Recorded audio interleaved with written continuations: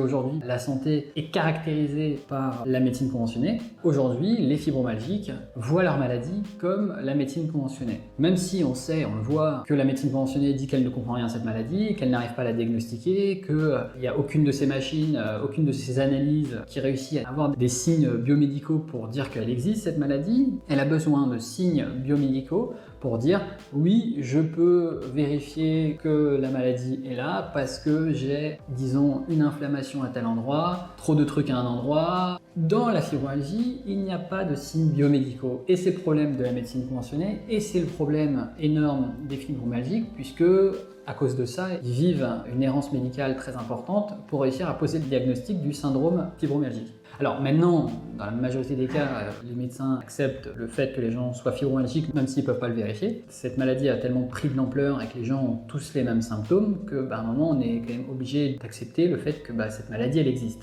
Mais aujourd'hui, il y a encore des médecins qui sont ce qu'on appelle des fibrosceptiques, qui disent que c'est une maladie qui se trouve dans la tête, alors que c'est une maladie qui est quand même reconnue auprès de l'Organisation mondiale de la santé depuis 1992, si je ne me trompe pas. Moi je suis pas contre la médecine conventionnée, je suis même pour. Par contre, à un moment, il va falloir aussi ouvrir sa boîte à outils pour avoir plus d'outils, parce qu'on ne va pas réussir à régler la cause de notre fibromyalgie juste avec la médecine conventionnelle.